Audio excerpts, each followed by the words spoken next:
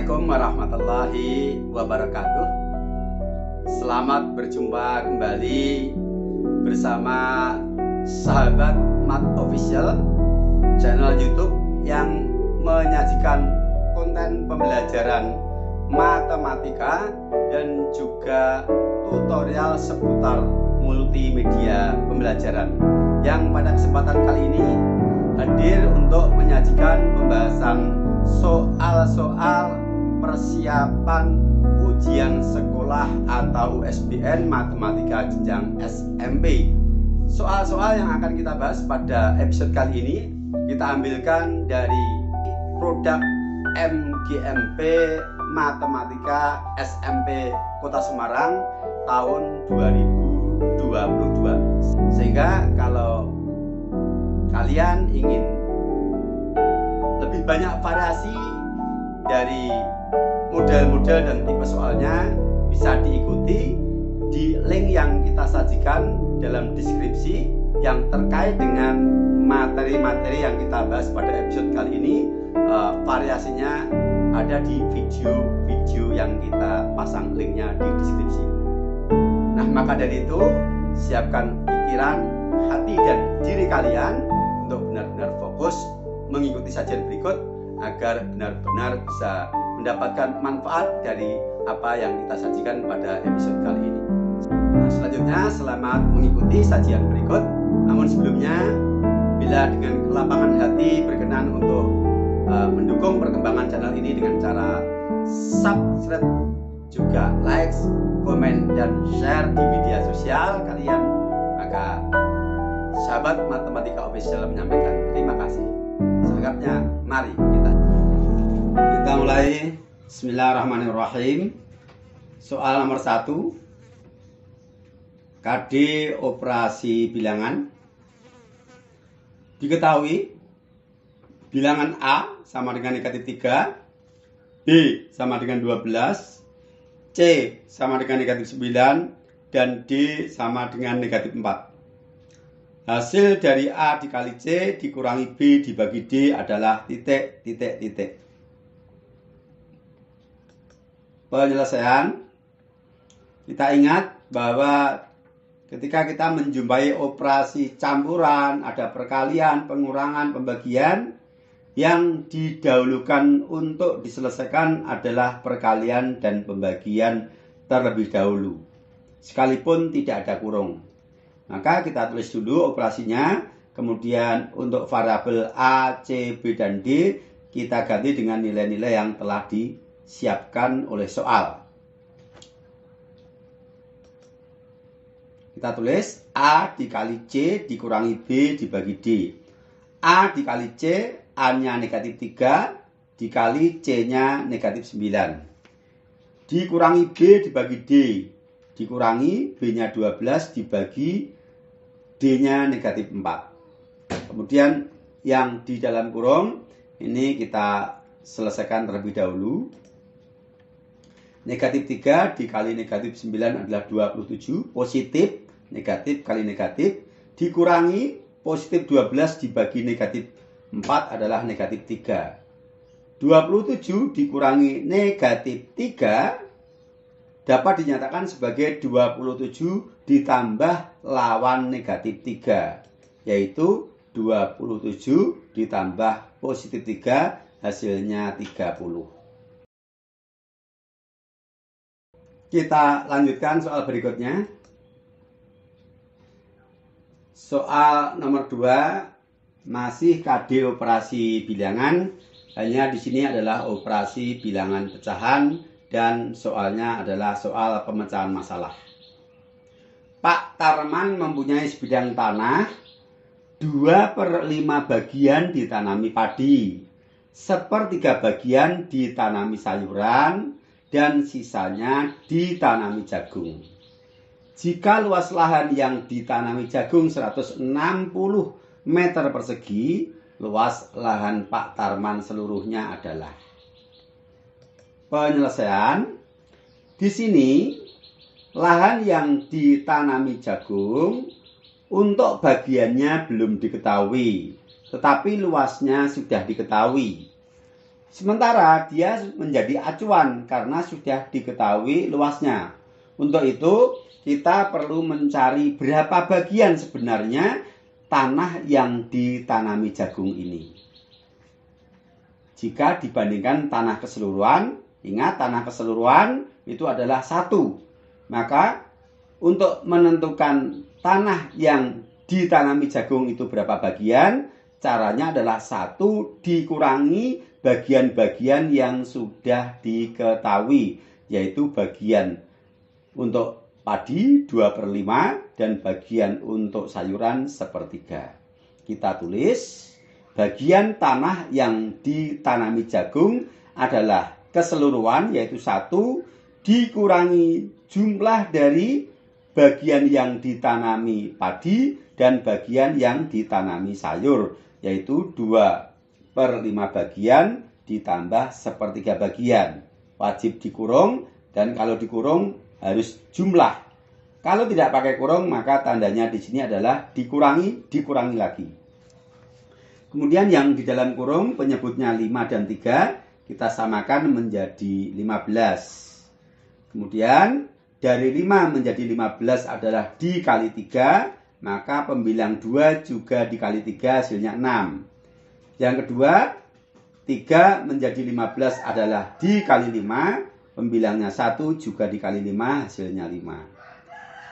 Selanjutnya, bilangan 1 ini juga kita nyatakan sebagai pecahan dengan penyebut 15, yaitu 15/15 untuk dikurangi hasil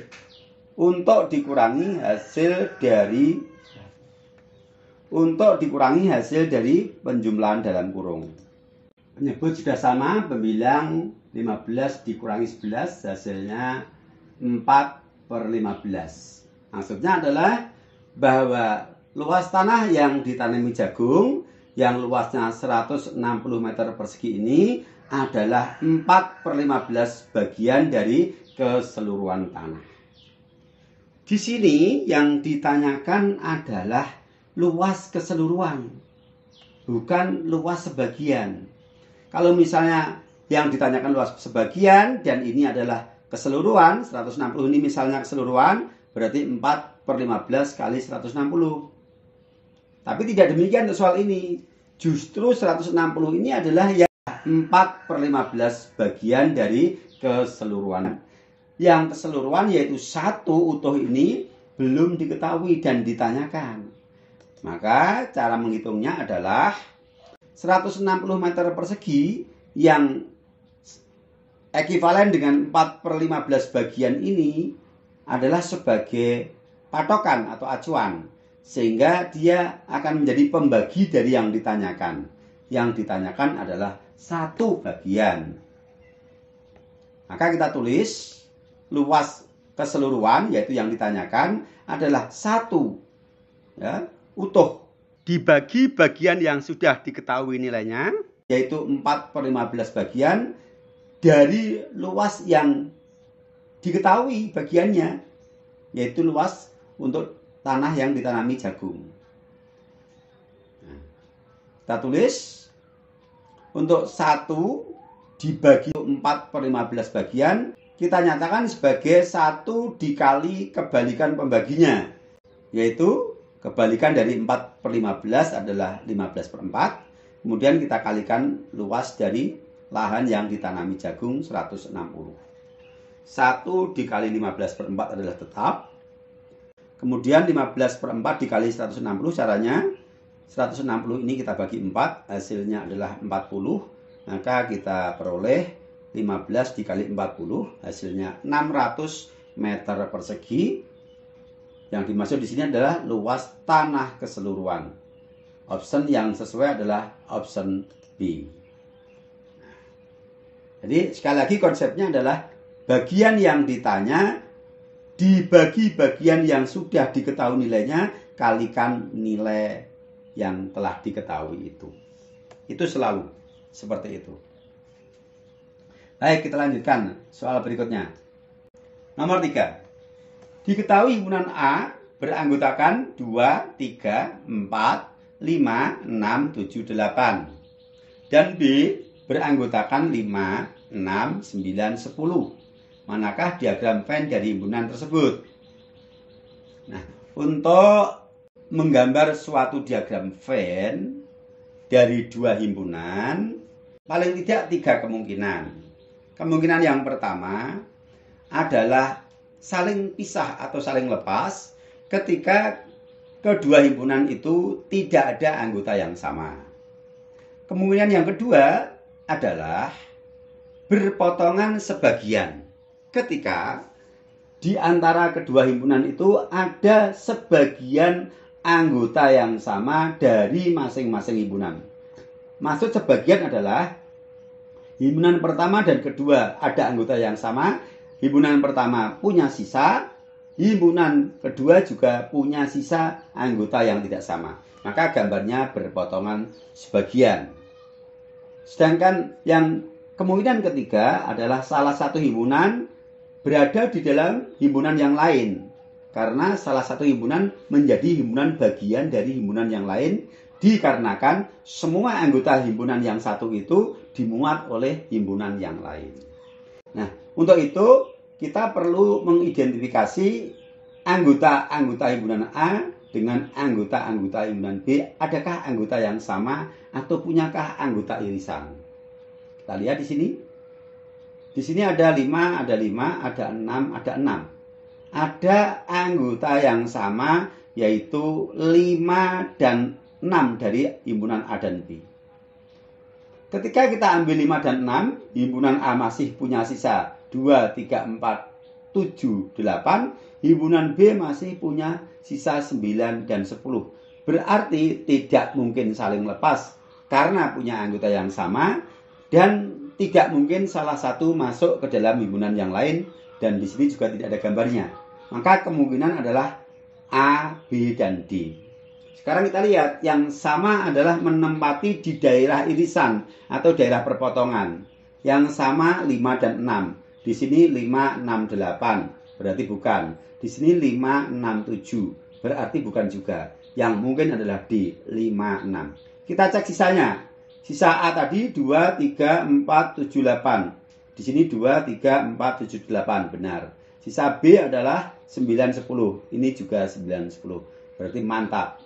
D adalah jawaban yang benar. Baik, kita lanjutkan. Soal nomor 4. KD persamaan linier satu variabel. Penyelesaian persamaan dari 6x dikurangi 9 sama dengan 4x plus 7 adalah P. Nilai dari P ditambah 4 adalah titik, titik, titik. Maka kita selesaikan dulu untuk mendapatkan nilai P. Kita tulis persamaannya. Kemudian kita ingat kaidah menyelesaikan persamaan linier satu variabel dengan metode pindah ruas ganti tanda. Kita kesepakatan untuk suku bervariabel kita kumpulkan di ruas kiri dari sama dengan, yang suku konstanta tidak memuat variabel kita kumpulkan di ruas kanan. Sehingga yang perlu kita pindah karena tidak pada tempatnya adalah negatif 9 dan 4x. Negatif 9 kita pindah ke ruas kanan untuk kita kumpulkan dengan 7. Dengan catatan negatif 9 menjadi positif karena pindah ruas. Dan suku bervariabel 4x kita pindah ke ruas kiri menjadi min 4x. Nah, seperti ini. Kemudian ruas kiri dan ruas kanan kita sederhanakan. Kita dapatkan 2x sama dengan 16. Untuk mendapatkan nilai x, caranya 16 itu dibagi koefisien x yaitu 2. 16 dibagi 2, kita dapatkan nilai x adalah 8, yang berarti nilai P adalah 8 karena P itu penyelesaian dari persamaan yang bervariabel X. Yang ditanyakan bukan nilai P-nya berapa, tapi nilai P plus 4. Ya sudah, nilai P 8 ini kita tambah dengan 4. 8 ditambah 4 adalah 12. Sesuai dengan jawaban option C. Nah, begitu ya. Hati-hati setelah menyelesaikan persamaan, lihat dulu pertanyaan atau permintaannya apa. Jangan buru-buru kemudian menjawab. Ada jebakan di sini 8. Oke ya. Lanjut soal berikutnya. Soal nomor 5. KD perbandingan. Sebuah mobil menempuh jarak 78 km menghabiskan bensin 160 liter. Berapa jarak maksimum yang bisa ditempuh mobil tersebut dengan bensin 7 liter? Oke, kita selesaikan, kita buat matriks antara jarak tempuh dengan kebutuhan bensin. Kebutuhan bensin dalam liter, jarak tempuh dalam kilo.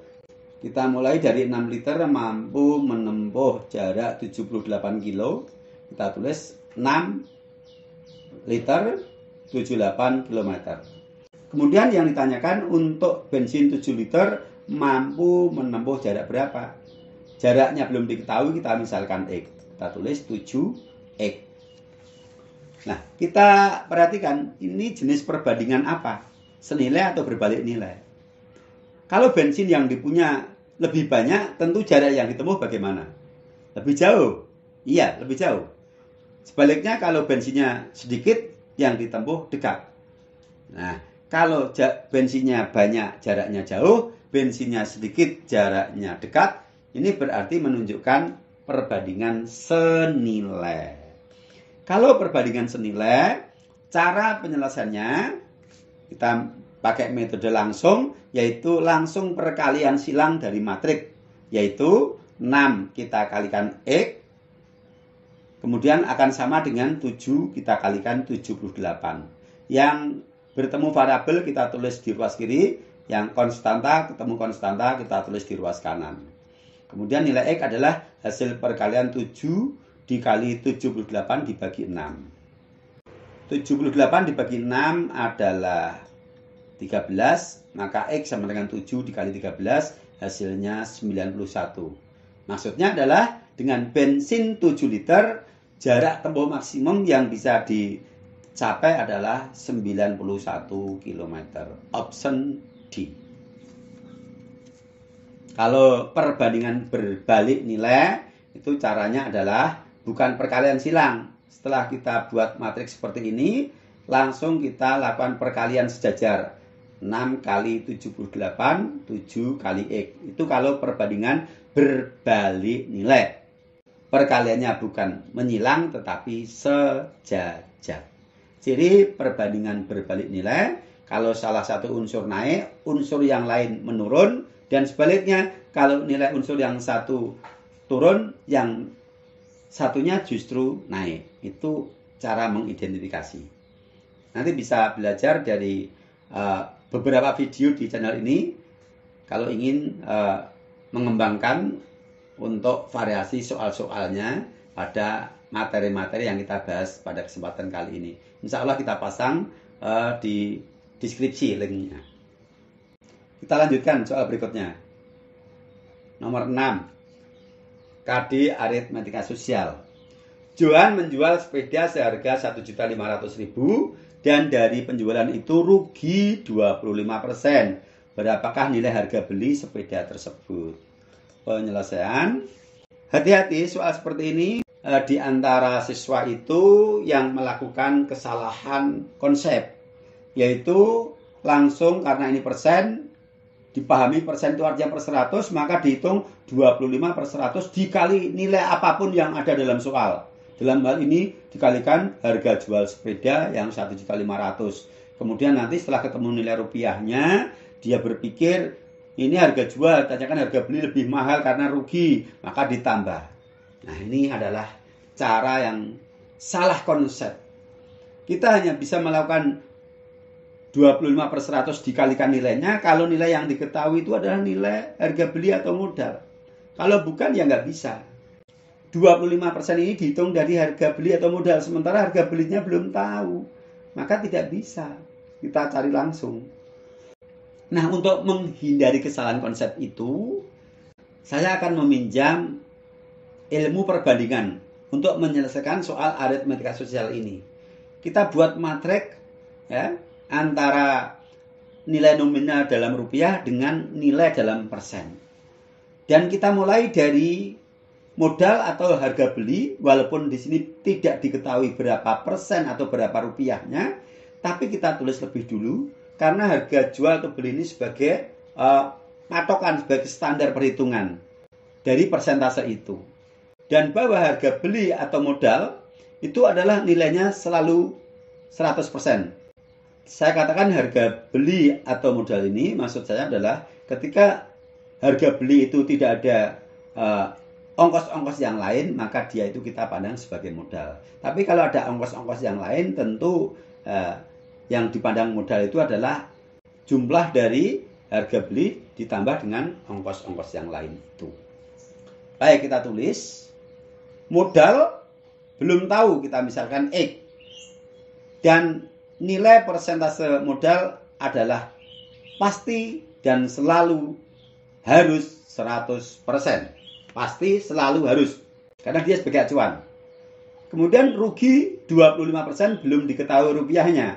Maka kita tulis rugi, rupiahnya kita strip, belum tahu, persentasenya adalah 25%.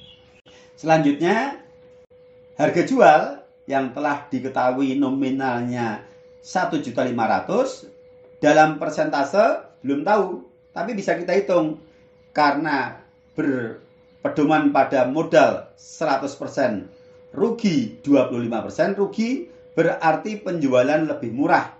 Maka kita kurangi 100 dikurangi 25 adalah 75. Nah, ruginya yang nilai nominalnya sudah diketahui 1.500.000 dalam persen adalah 75%. Kemudian kita gunakan metode penyelesaian soal perbandingan. Ini adalah perbandingan senilai karena makin besar persentasenya, rupiahnya makin besar. Sebaliknya persentasenya makin kecil, rupiahnya juga makin kecil. Kita fokus pada yang kita beri warna biru X100 dan warna merah 1.575. Yang tengah kita abaikan. Kita lakukan perkalian silang karena perbandingan senilai. Nah, seperti ini. Kemudian kita tulis yang bertemu variabel adalah X dengan 75. Kita tulis di ruas kiri. Yang sebelah kanan konstanta ketemu konstanta 1.500.000 dikali 100. 05, 02 menjadi 07. X sama dengan 150 juta dibagi 75.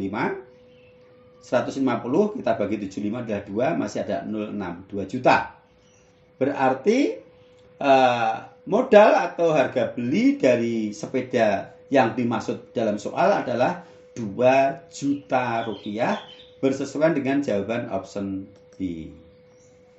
Nah, aman dengan kita meminjam metode penyelesaian perbandingan senilai seperti ini daripada kita menggunakan perkalian persentase dengan nominal tertentu. Itu hati-hati, kalau tidak jeli itu kita asal-asalan, kecuali kalau yang diketahui harga beli atau modal boleh menggunakan cara itu. Baik, kita lanjutkan soal berikutnya. Soal nomor 7, KD bangun datar, hitung keliling bangun pada gambar di samping. Penyelesaian, konsep keliling suatu bangun gabungan adalah kita menjumlahkan semua sisi luar dari gabungan bangun itu.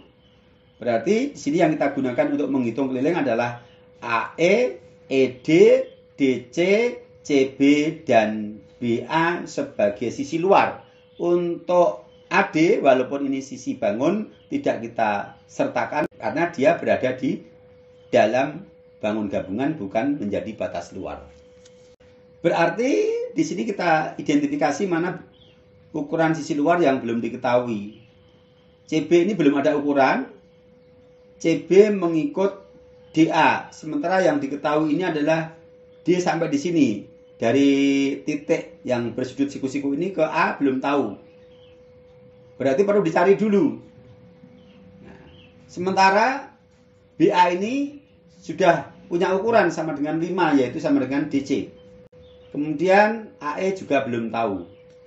Maka kita lengkapi dulu.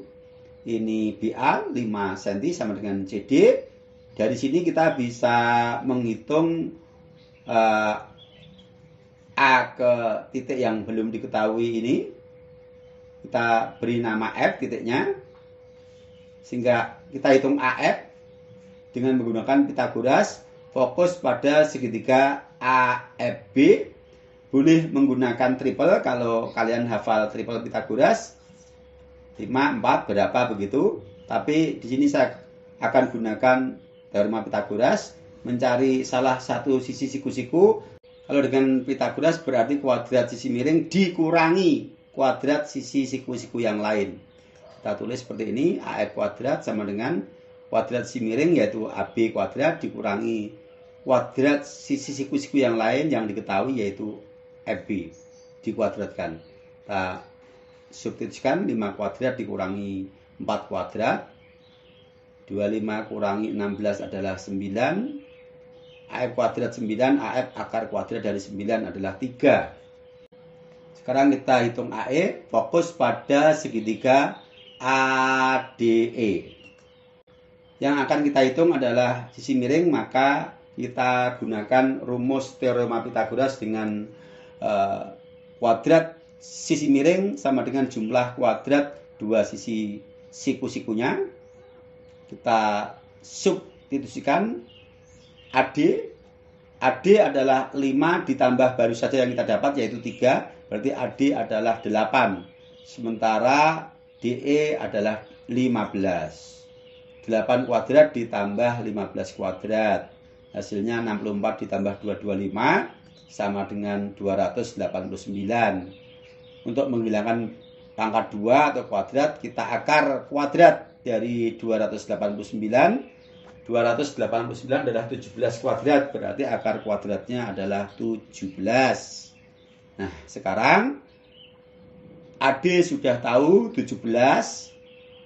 Dengan AF 3, FD 5, berarti AD adalah 8. Otomatis BC mengikuti yaitu 8. Sekarang kita bisa menghitung kelilingnya. AE tambah ED tambah DC tambah CB tambah BA sama dengan AE-nya 17, kemudian ED 15, DE 5, CB sama dengan AD yaitu 8, BE 5. Hasilnya 50 cm. Jadi keliling bangun gabungan pada gambar ini adalah 50 cm. Gitu ya. Jadi sekali lagi konsep keliling adalah menjumlahkan semua sisi luar dari bangun gabungan. Kemudian kalau ada bagian-bagian yang belum diketahui ukurannya, kita cari, kita hitung. Setelah ketemu baru kita menghitung kelilingnya. Baik, kita lanjutkan. Satu soal lagi. Masih bangun datar. Soal nomor 8. Di sini luas bangun A, B, C, D, E, F adalah titik-titik-titik. Ini kita ambilkan dari soal UN tahun 2015. Kita selesaikan. Untuk menghitung luas bangun gabungan, caranya kita harus menghitung luas dari masing-masing bangun. Setelah masing-masing kita dapatkan luasnya, kita jumlahkan. Ada 2 bangun, layang-layang dan jajar ginjang. Untuk jajar ginjang masih butuh tinggi, belum diketahui. Untuk layang-layang itu kita butuh ukuran kedua diagonalnya. Yang sudah diketahui ukuran diagonalnya adalah diagonal FD. Karena FO sudah tahu 8, berarti OD juga 8. Maka FD adalah 16. Sementara diagonal AE ini belum diketahui ukurannya. Kita mulai dari OE atau EO dulu. Perhatikan gambar segitiga EOF, segitiga siku-siku. Sudah diketahui sisi miringnya 17 dan sisi siku-siku yang satunya 8. Kita gunakan triple Pythagoras saja ya. Triple Pythagoras yang ada 17 dan 8 untuk menghitung panjang EO. Ayo, yang ingat siapa itu? Triple 17, 8. Berapa ayo? Ya, 17 sama 8. Pelengkapnya adalah ini triple primitif. Berarti langsung ketemu, yaitu 15. Ya. Nah, ini artinya bahwa EO adalah 15 cm. Selanjutnya kita menghitung yang OA atau AO. Ini FO sudah tahu 8. Kemudian FA ini ada tanda, kita cari yang punya tanda seperti ini. Oh ini, BC 10. Berarti FA ini juga 10. Nah, maka kita punya triple 10, 8, dan belum tahu. Ini FA 10, ini 8, ini belum tahu. Halo, triple 10, 8, X. 10, 8 itu bukan triple primitif, harus kita bagi. Bisa kita bagi berapa? Kita bagi 2 ya. 10 dibagi 2 adalah 5, 8 dibagi 2 adalah 4, X dibagi 2 adalah kelengkapan dari triple 54. Triple primitif 54 berapa? 3. 3 ini adalah hasil dari X dibagi 2. Berarti X-nya kita kembalikan. Dengan cara 3 kita kalikan 2, yaitu 6. Nah, X adalah AO. Ya, AO. AO 6. Sehingga di sini kita sudah tahu ukuran diagonal baik itu FD, yaitu 8 kali 2, 16, dan AE, penjumlahan dari AO ditambah OE. Luas layang-layang adalah setengah dari diagonal 1 kali diagonal 2. Diagonal satunya adalah FD, yaitu 8. Diagonal 2-nya AE, yaitu 15 ditambah 6. Ya, 6, bukan 3, 6. Kita substitusikan. Setengah kali FD 16 dikali 15 ditambah 6 adalah 21. Hasilnya 168 cm persegi untuk luas layang-layangnya. Berikutnya luas jajar ginjang ABCD. Luas jajar ginjang adalah alas kali tinggi, yang mana alasnya AB 15. Tingginya kita tarik garis dari titik D tegak lurus dengan AB. Ini warna merah ini garis bantu. Ini akan sama dengan panjang OA. Panjang OA atau AO tadi adalah 6 cm.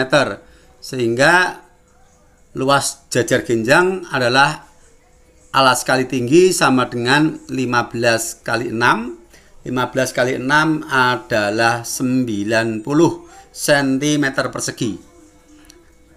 Luas layang-layang sudah kita dapatkan 168 cm persegi dan luas jajar ginjang 90 cm persegi. Maka luas gabungan tinggal kita jumlahkan, L1 plus L2 sama dengan 168 ditambah 90 sama dengan 258 cm persegi. Ini sesuai dengan jawaban nomor B. Saya kira demikian. Silakan kalau ingin pengembangannya dari variasi soal-soal yang kita bahas tadi, silahkan bisa masuk di playlist pembahasan soal-soal ujian USBN yang ada sekitar 53 video. Dan untuk yang terkait dengan yang kita bahas pada episode ini, video-video yang terkait, linknya kita sertakan di deskripsi, sehingga silakan bisa diikuti agar kalian mendapatkan perbendaharaan soal yang lebih bervariasi, luas wawasan, dan jauh pandangan. Sampai berjumpa. Assalamualaikum warahmatullahi wabarakatuh.